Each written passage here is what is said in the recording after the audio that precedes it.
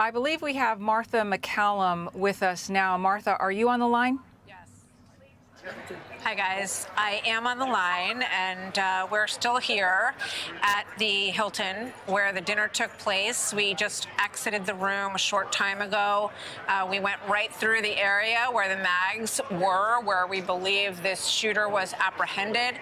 The video that you're seeing on the right-hand side of your screen is the table that we were all sitting at, and it was scary. I mean, everybody dove under the table. The first thing that I saw that registered that something was very wrong was just a slew of Secret Service agents running as hard as they could down the middle of the room. It's an enormous room, very hard to get around the tables. So some of the Secret Service and law enforcement officials climbed on top of the tables.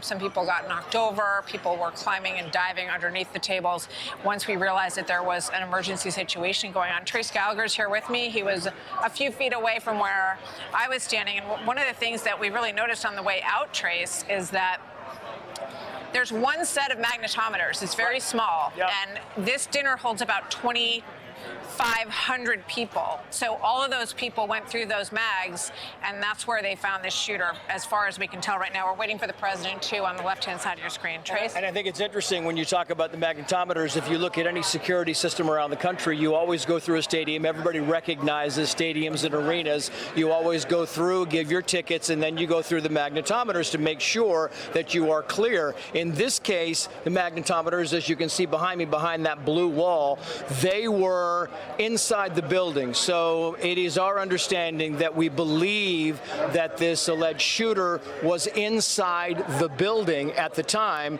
by the magnetometers. So that is a concern about, you know, the staging of exactly where the security system and the apparatus was set up. It's interesting because Martha talks about her vantage point. When she was, you know, she was literally about 4 tables, as, you know, we look at the room, she was 4 tables to the right of us, and we were right next to the aisle where it leads to the front, to the stage. So as you come down the main entryway to the area where the president and the White House Correspondents group was up there, and the vice president, and so on and so forth, that is the main area. So when we were there, we were sitting there, and Lawrence Jones was to my right, and he jumped under the table first because Lawrence said, I heard something, I heard some popping.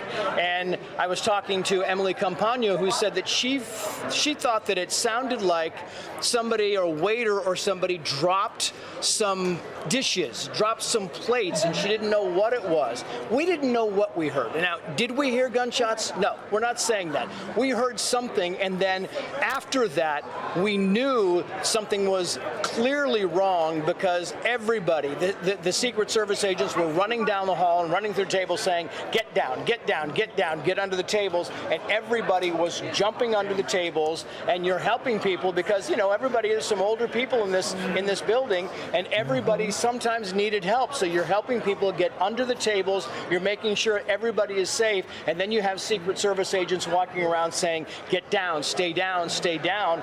We didn't know. We didn't know, was there somebody that was a threat inside the actual auditorium, and that was never clear. That was never the case, so we were told afterwards, never happened. The person, the person of interest, the suspect, never got into the actual auditorium.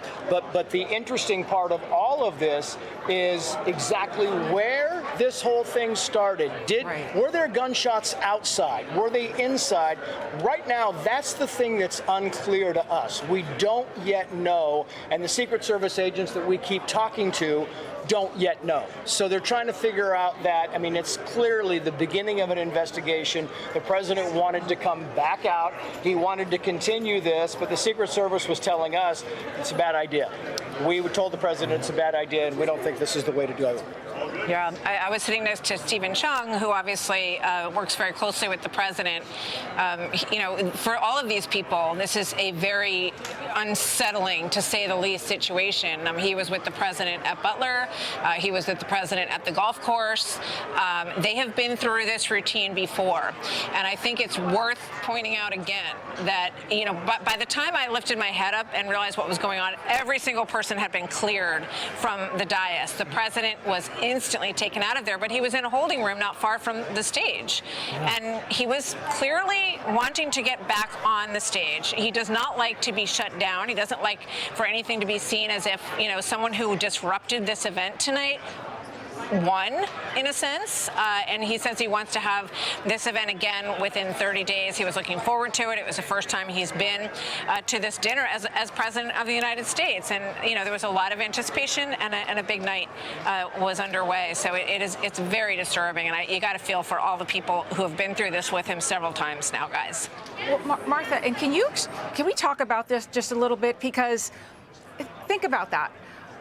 You mentioned Stephen Chung has been through this with the president multiple times. America has been through this, watching this president and his family go through this multiple times. We're watching, and we talked to Brett about this as well. We're watching the White House press room. They're setting up and getting ready right now. Some people are in tuxes. Some people are in evening gowns right now, and they're running around as fast as they can to get ready so that the president can come before the American people and once again address a threat. It is stunning, and you look at that room full of reporters. Of course, everybody starts shooting video with their free hand as much as they can, trying to figure out this story as it's unfolding.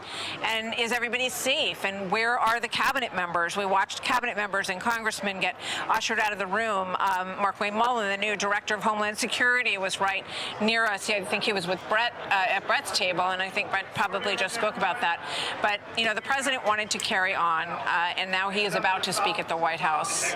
So we're waiting for that to happen. They're just making another announcement here as we speak. So I'm trying to listen to what that is. They're trying to get everybody to leave the building because they want to continue the investigation. So they're pulling all the media out, the cameras. They want everything to leave. And it's understandable because they're trying to conduct an investigation. And there are actually people still staying in this hotel. I mean, so that's part of the process. I mean, just waiting for the president here. The unique thing that I think you notice in all of this is that there's not one clear narrative. It's been the better part of an hour and 40 minutes now. There's not yet one clear narrative of what happened, which tells you that not a lot of people saw this. And the people who did see this right now are part of the investigation, not willing to talk. So everybody who was inside this event was inside and was, at least for the most part, secure. I think it's worth mentioning also that when we walked into the building, there were a very good number of protesters outside this building. There were Palestinian flags being waved. The theme tonight was the First Amendment. There were people shouting from a distance. They were behind barricades outside of the Hilton here as people walked in.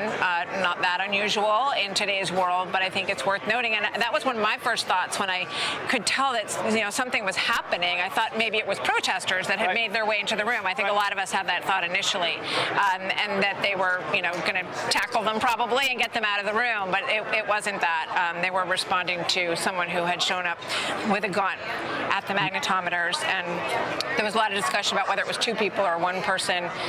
As far as we can tell right now, it was one person, but this investigation is still very, very new. Right, and you just imagine, because when you hear the Secret Service and you hear all of a sudden what you think anything could be gunshots, right? You're in a banquet, and every time somebody drops a coffee cup in a thing, every time somebody makes a glass and cheers, right?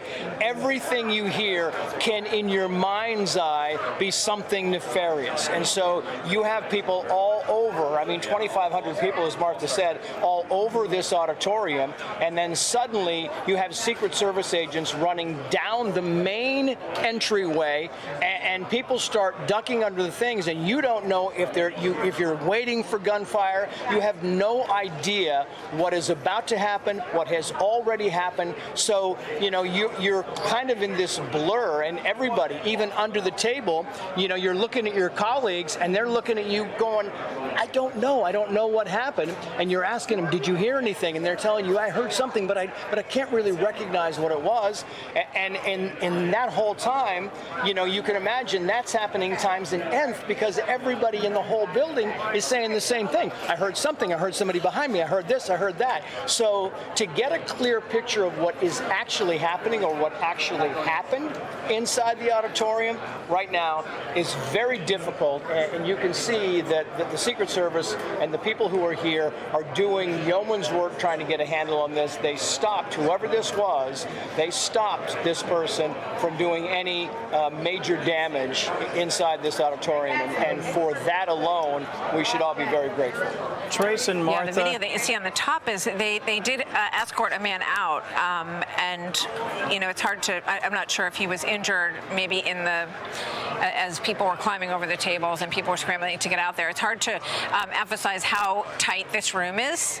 I mean, there's only really one clear alleyway, and it's up the middle. It was where they did the color guard presentation right before the president was announced tonight, and that was the alley down the middle that clearly everybody, all of the Secret Service and law enforcement went flying up that middle alley, and by that point, the president, vice president, they were all removed. Yeah, I mean, and remember that, as you say, Martha, you know, as we're waiting for the president here, you know, the tables are so tight that you're literally trying to navigate your way through just to get to the 4 tables that Martha and part of our team was to get more information. And you're thinking, okay, you can't get through. So nobody was getting through that way. The only way was to come right down the center, which was wide open and clear, right toward the dais, and that was kind of a big concern. Be sure to like and subscribe for all the Fox News latest on YouTube, and catch full shows streaming now on Fox One.